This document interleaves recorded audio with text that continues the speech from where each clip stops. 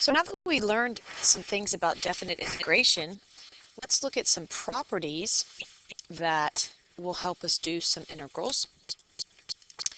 And so given the graph of f of x below, find the following integrals. But before we do that, let's remember if a is less than b, in other words, your lower bound is less than the upper bound there. If f of x, that integral from a to b of f of x is going to be positive if f of x is above the x-axis. And as long as your lower bound is truly, this bound is lower than the upper, and it goes from a number less than, then this integral is going to be negative if f of x is below the x-axis. So I always like my bounds to be low, the low number here, and high. What I mean is technically you can have bounds from 4 to 1 of f of x. I don't like that. So I'll talk to you in this lesson how we can you know, fix that. But we'll talk about that later actually. So all right, here we go. So when you do a problem, remember all that we know now is how to get these things geometrically. So let me go through, and when you're doing this on a test, y'all go slowly, because if you miss the areas, well, you're going to miss all the integrals. So you'd hate to miss it because of a careless mistake. So the area of this rectangle, of course, a 2 by 3, that's going to be a 6 there. This triangle, I have 1/2. The base is 2, the height is 3, so this is an area of 3. This triangle, I have a base of 6 and a height of 4. Now, how you label that, some people put a negative there to remind them that it's below, and some people don't. Again, I don't grade your picture, so it's whatever you understand better as far as, do you like to put in the negative in your picture or not? That's up to you. So if this is asking for the integral from 0 to 2, it's just from what we learned yesterday, we know we're asking for the area under that curve, and it's above the x-axis, so I get 6.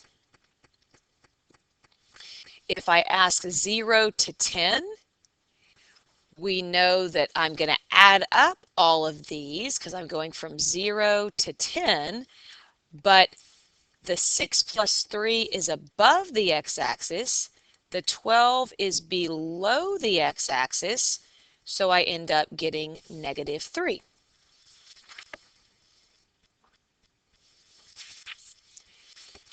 Now, let's look at C. This is what I'm talking about, the and above, like when your low and your high aren't the same. Let's go, and the integral properties are actually on the back of your sheet. So if you look at the back, it talks about how if you have the integral from a to b, I think I can switch this without it messing up. If I go right here from a to b of f of x, if I flip the bounds, it is the opposite. I have to put a negative in front. And that doesn't make sense to a lot of people because they think, well, if you're talking about area, like the area is the same from 4 to 10 it is from 10 to 4. But remember, area is one visual of the integral. And what you have to remember is that what an integral truly is an accumulation of change. So think of it this way. If I, on my whopping teacher salary, if I looked at my bank account from January of last year to December, okay, January of 2019 to December of 2019.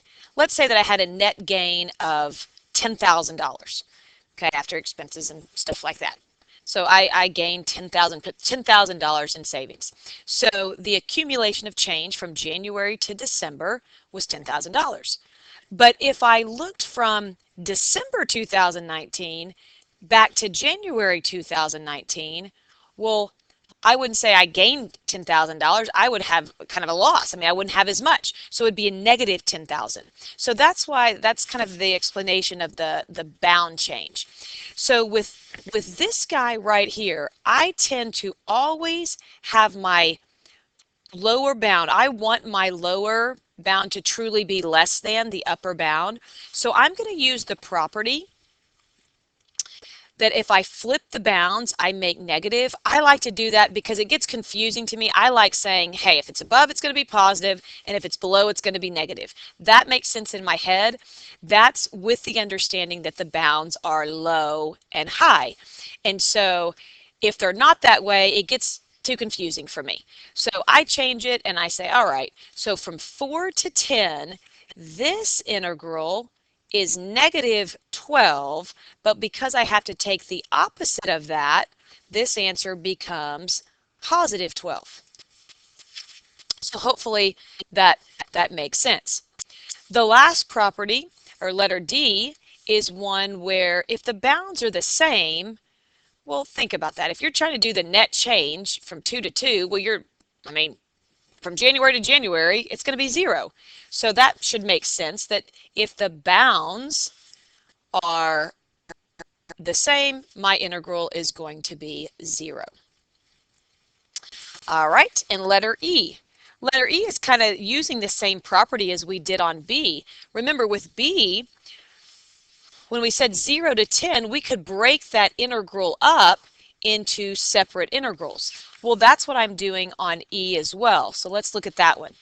If it tells you, okay, they didn't show you all the graph, but if 0 to 15 is 8, then what does 10 to 15 have to be? Well, the property says if I want to go from 0 to 15 of f of x, I can break that integral. What do I know? I know on the picture what we have 0 to 10, and then 10 to 15. That's what I would have. So that's a property of integrals that I can kind of separate it just like we did on letter B. Now what do we know? It says if 10 to 15, excuse me, if 0 to 15 was 8, so if this whole thing is 8, and we know this from our picture, we got that on letter B there, and what I'm looking for is this whole integral. Well, then what does that integral have to be? If this is kind of like my unknown, if that's my variable, well, I would just pop that 3 to the other side, and we would say that that integral, this guy, would have to be 11. So that when you add the 15, excuse me, the negative 3 plus the 11, you would get 8. So that's just some integral properties.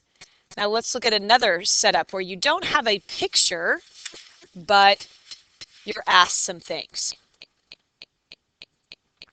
Let's look at this. Well, where'd he go? Come back here. There it is. Okay, so it says suppose 0 to 6 of g of x, the integral from 0 to 6 of g of x is 10. Now, as we've talked about before, does that necessarily mean that g of x is all above the x-axis? Well, no. You could have, it means that there's more above the x-axis than below, but technically you could have some below. But for the purposes of looking at this, I'm just going to draw it above. So if g of x, like some weird funky graph, whatever, from 0 to 6, I'm telling you that the area under that curve is 6. So here's what we're going to do. We're going to combine some pre-cal knowledge and think about this stuff kind of graphically, because again, we still don't really know how to do an integral the calculus way. We're just kind of using geometry, and frankly, that's how you're going to do these problems. Even if you knew how to integrate, you really couldn't do it if the problem is set up like this, because you don't have a formula for g of x. So let's look. Let's think graphically.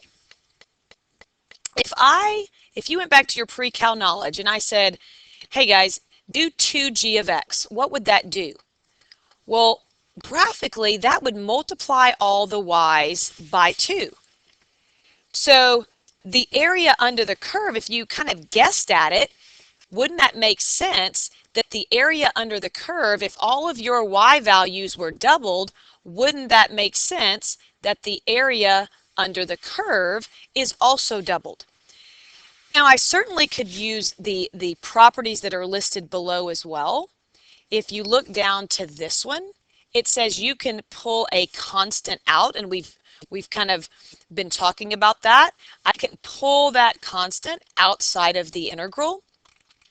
So I could also think of it this way. Pull that 2 out in g of x dx. And of course, we know this is 10, so 2 times 10 is 20.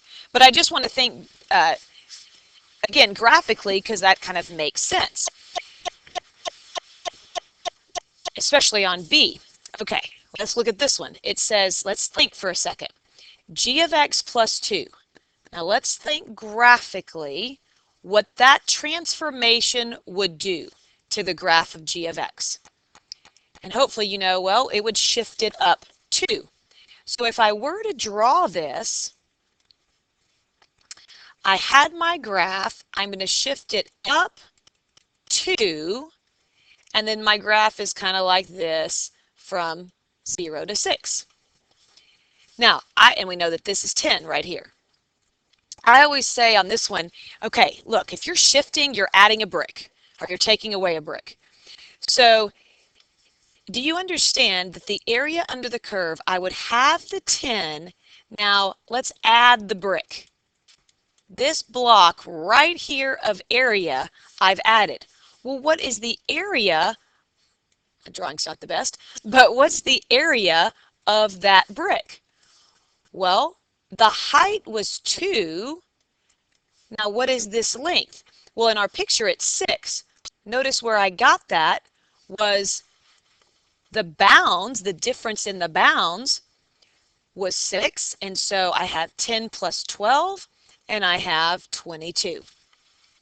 Now the good news about this, people always go, okay, well you assumed that it was always above the x-axis. What if you're like subtracting a brick and you have to figure out what's above and what's below? Y'all, the good news is you don't have to worry about that. If this had been minus the integral from 0 to 6 of g of x minus, g of x minus 2 or 3 or whatever dx, you just take the original width was 10 and you subtract the brick, which would be a 2 by 6, and you would end up getting -2. The good news is you don't have to worry about what if the original wasn't above or below. It works out. You're either adding a brick or you're subtracting a brick. All right? So let's do kind of the combination of those two things. So obviously I'm not going to draw this one, but I can think graphically what's going on. For letter C, to do 3g of x, I would think to myself, well, I would do 3 times the integral from 0 to 6, so that would be 3 times 10. Now what is this doing? Remember, that's moving it down, that's subtracting a brick. Well, what's the size of the brick? The height is going to be 4, and the bounds, the width, is the difference in my bounds. And so I have 30 minus 24, and I get 6. Okay. All right, let's look at letter D. Now letter D, let's think graphically. I have shifted to the left 2. Notice that my bounds have changed as well. So if I were to take that original graph, okay, here's my graph. If I pick that graph up and shift it over 2, that means it was at 6. It went from 0 to 6. If I shifted it over to the left 2, that graph would be here from, oh, how ironic, -2 to 4. Now, what's the area of this brick right here? Well, it's still 10. So it's still doing that. And people always ask, well, what if they don't change the bounds? Well, you can't do the problem. If that's all if this is all I'm given, I couldn't ask this question and do the bounds from 0 to 4, or because you don't know really which piece of this graph is giving you that value. So it has to be where the bounds are changing that kind of matches up with the problem, and you can answer something that you know. Okay, with that being said, let's try the last two. So g of 2x, again, let's think of the pre-cal knowledge. What does g of 2x do? If it were to take this original g of x, and remember, the x things are kind of opposite to what you think. It compresses it by a half. So this 0 to 6 would fit in 0 to 3. And so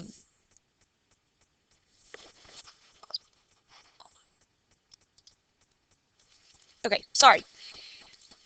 Having technical difficulties there. So if I have g of x, and for the purposes of this, let's just look at this as a square so it makes sense to you. So that's kind of a weird number there. But so if I did g of 2x, remember it makes it twice as tall, or twice as wide rather. And so what's going on to my brick? It's the same height. So this is, again, a little weird number there, but it's the same height, but I've cut it to not be as wide. So this is going to be, it's compressed by a half. And so it makes sense that the area is not the same under the curve. Whereas on F, again, notice the bounds, y'all. The bounds have to match up. So if you're like, well, what if it was 0 to 2? You really couldn't answer that.